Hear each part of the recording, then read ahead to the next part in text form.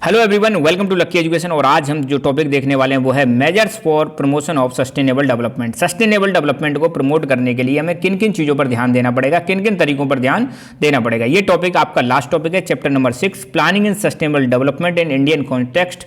और क्लास 12 की ज्योग्राफी हम कवर कर रहे हैं, India, people and economy. Last topic है, इसके बाद ये चैप्टर आपका कंप्लीट हो जाएगा। ठीक है, तो टॉपिक स्टार्ट करते हैं। Measures for promotion of sustainable development. Sustainable development आप सभी लोग जानते हैं, ऐसा डेवलपमेंट जिससे प्रेजेंट की नीड्स फुलफिल हो जाए, फ्यूचर की जनरेशन का भी ध्यान रखा जाए और एनवायरनमेंट को हम क्या करके रख सकें, एनवायरनमेंट को हम प्रोटेक्ट करके रख सकें, कंजर्व करके रख सकें, एनवायरनमेंट को हार्म होने से बचा सकें। ऐसे डेवलपमेंट को हम क्या बोलते हैं, सस्टेनेबल डेवलपमेंट बोलते हैं। तो कैसे इंश्योर करें सस्टेनेबल डेवलपमेंट, किन किन चीज़ों पर हमें ध्यान देने की जरूरत है, ठीक है, उसको हम बोलते हैं सस्टेनेबल डेवलपमेंट। सस्टेनेबल डेवलपमेंट की डेफिनेशन आप बार बार पढ़ चुके होंगे, कई बार बता दिए, लास्ट टाइम भी मैंने बताया था इसी चैप्टर में, राइट।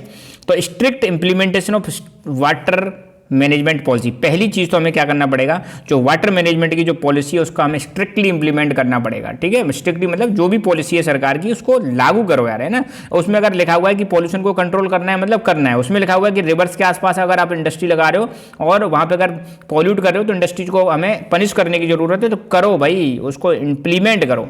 अब तुम रूल्स बना दो, उनको लागू ना करो तो फिर कहाँ से सस्टेनेबल डेवलपमेंट होगा, right.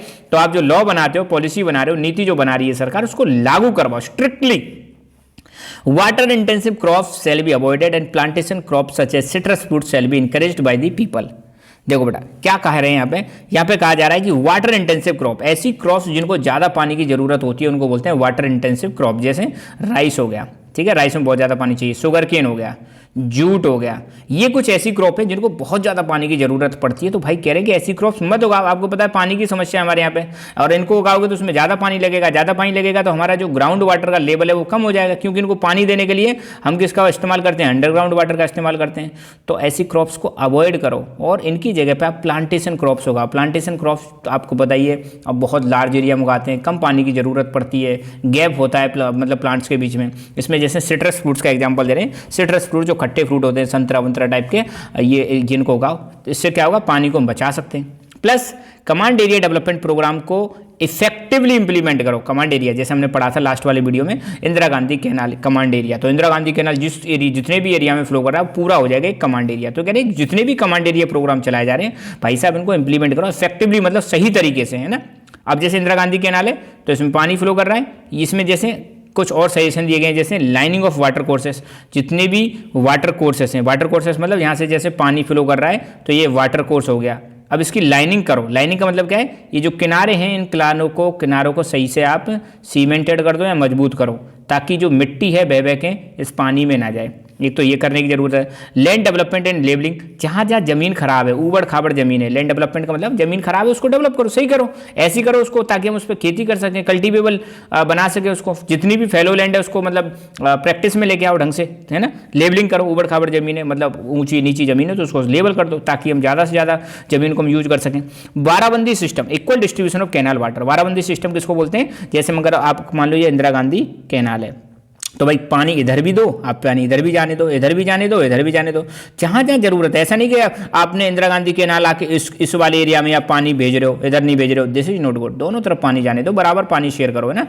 Water locked and saline area should be reclaimed. जहाँ जहाँ पे आपको लगता है कि यार पानी मतलब बहुत ज़्यादा इकट्ठा हो गया है तो उस पानी को निकालने की व्यवस्था करो। वाटर लॉक्ड मतलब जहाँ पानी ज़्यादा जमा हो जाता है तो पानी को निकालो। सैलाइन एरिया, कई जगह पे जमीन ऐसी होती है जहाँ पे सैलिनिटी बढ़ जाती है तो उसको ट्रीट करो। रिक्लेम मतलब उसको वापस प्राप्त करना, पुनः प्राप्त करना। अगर कोई चीज़ खराब हो गई तो उसको प्रयास करो ना आप। जैसे मतलब वाटर लॉक्ड में क्या है, पानी जमा हो गया है तो पंप लगा के उसको निकाल दो। सैलाइन हो गया तो उसको ट्रीट कर दो। साइंस में आपने पढ़ा हुआ, जब सॉइल की एल्कलिनिटी बढ़ जाती है तो हम उसमें क्या करते हैं, कुछ केमिकल्स ऐड कर देते हैं, राइट। इको डेवलपमेंट करना चाहिए हमें। इको डेवलपमेंट में कई सारी चीज़ें आ जाती हैं।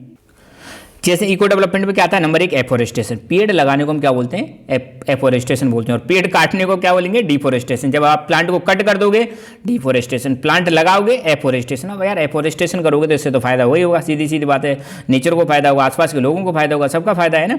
सॉइल इरोजन इससे रुकता है। शेल्टर बेल्ट प्लांटेशन, यहाँ पे देखो ये जो पिक्चर है ना इसको देखो घर से, तो खेतों में हम क्या कर सकते हैं, ऐसे एक बेल्ट लगा सकते हैं प्लांटिंग। इससे क्या होगा, तेजी से अगर हवा आ रही है ऊपर से तो ये हवा क्या हो जाएगी, उधर की साइड से हवा रुक जाएगी और मिट्टी क्योंकि जो है आपकी एक साथ विंड से जो इरोजन होता है वो रुक जाएगा। तो शेल्टर बेल्ट हमें लगाने की जरूरत है ना, ऐसे जिससे ग्रीनरी भी बढ़ेगी, सॉइल इरोजन भी कम होगा। ठीक है, तो फायदे फायदे। पास्चर डेवलपमेंट, आप जहाँ पे मतलब जमीन खराब है वहाँ पे पास्चर डेवलप कर दो। पास्चर डेवलप करने से क्या होगा, सॉइल जो है उसका डेजर्टिफिकेशन नहीं होगा, सॉइल जो है आपकी लूज नहीं रहेगी, सॉइल जो है आपका इरोड नहीं होगी पानी से, हवा से। और पास्चर डेवलपमेंट करने से यहाँ पे फॉडर अवेलेबल हो जाएगा। किसके लिए अवेलेबल हो जाएगा, कि यहाँ पे जो कैटल रखते हैं लोग उनके लिए अवेलेबल हो जाएगा। इनका काम करो, ये होती है देखो शेल्टर बेल्ट।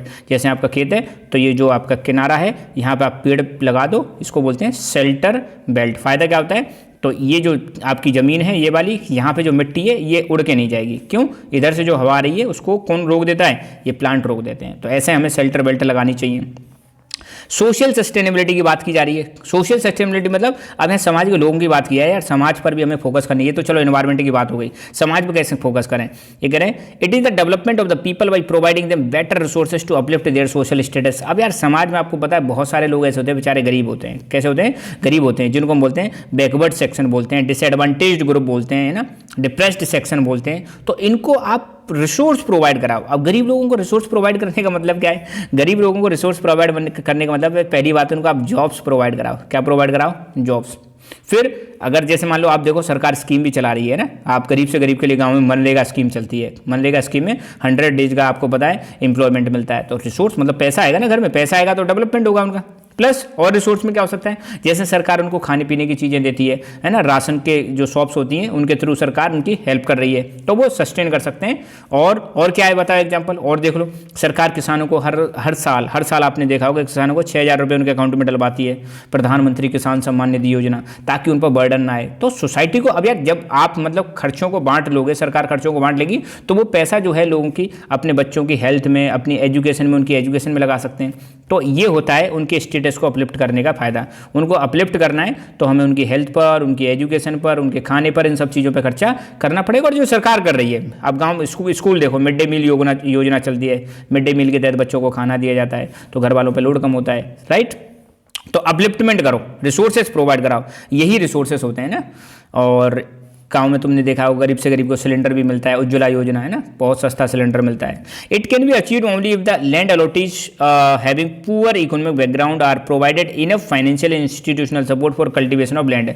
अब ये यहाँ पे जमीन के हिसाब से बात कर रहे हैं, कह रहे हैं अगर गाँव में कोई गरीब आदमी है जिसके पास मतलब जमीन बहुत कम है, बहुत ज़्यादा कम है, और पुअर बैकग्राउंड से बिलोंग करता है, तो उसको हम क्या कर सकते हैं, फाइनेंशियल सपोर्ट प्रोवाइड करा सकते हैं। तो गांव में तुम देखो सरकार फाइनेंशियल सपोर्ट कैसे प्रोवाइड कराती है, बैंक जो है इनको कार्ड बना के देती है, किसान क्रेडिट कार्ड, बहुत ही लो इंटरेस्ट पर इनको ब्याज मिलता है, तो ये फाइनेंशियल सपोर्ट हो जाएगी। इंस्टीट्यूशनल सपोर्ट, सरकार की जो मतलब एजेंसीज हैं वो इनकी हेल्प कर सकती हैं, पंचायत हेल्प कर सकती हैं, स्टेट गवर्नमेंट हेल्प कर सकती है इनको, है ना, ऐसे करके हम सपोर्ट प्रोवाइड करा सकते हैं। अगला यहाँ पे बात की जा रही है इकोनॉमिक सस्टेनेबिलिटी की। ये तो चलो लोगों को सस्टेन करने की बात हो गई कि लोगों को हेल्प करो, स्कीम्स चलाओ, है ना, आप महिलाओं के लिए अलग स्कीम चलाओ, बच्चों के लिए अलग स्कीम चलाओ, बूढ़ों के लिए अलग स्कीम चलाओ, किसानों के लिए अलग स्कीम चलाओ। तो ऐसे करके हम इनका अपलिफ्टमेंट कर सकते हो, और सरकार चला भी रही है, नो डाउट, है ना। इकोनॉमिक सस्टेनेबिलिटी, यहाँ पर मनी की बात की जाएगी, कैसे मनी जो है लगातार लोगों पर बना रहे, उसकी सस्टेनेबिलिटी की। तो ये कब पॉसिबल होगा, जब हम इकोनॉमी के अलग अलग सेक्टर्स को फोकस करें। अलग अलग सेक्टर मतलब प्राइमरी सेक्टर पर फोकस करें, सेकेंडरी पे फोकस करें, टर्सरी पे फोकस करें, और टर्सरी के अंदर ही आता है क्वाटरनरी और क्वेनरी। इकोनॉमी के अलग अलग सेक्टर्स को हमें डेवलप करने की जरूरत है। इनको डेवलप करेंगे तो ऑटोमेटिकली जॉब्स क्रिएट होंगी, और जॉब्स क्रिएट होंगी तो लोगों के पास क्या आएगा, पैसा आएगा। पैसा आएगा तो मतलब इकोनॉमिक कंडीशन अच्छी बनी रहेगी। तो यही तो है economic sustainability. It can be attained only through the development of agriculture and allied activities along with the other sectors of economy। गांव में तो आपको देखना होगा कि हमें एग्रीकल्चर और उससे संबंधित एक्टिविटीज़ को डेवलप करना ही करना है, और बाकी सेक्टर्स पर भी फोकस करना है हमें। जब हम सभी सेक्टर्स को फोकस करेंगे तो ऑटोमेटिकली बहुत सारी जॉब्स क्रिएट होंगी, तो अपने आप इकोनॉमिक सस्टेनेबिलिटी आ जाएगी। There must be diversification of economic base and establishment of financial linkage between village, agro service centers and market.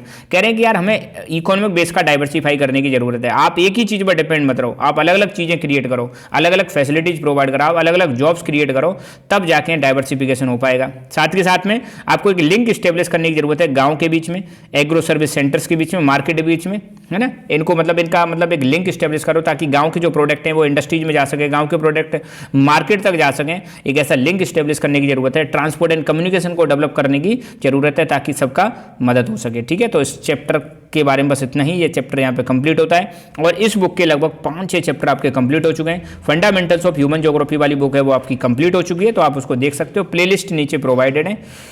Thank you so much.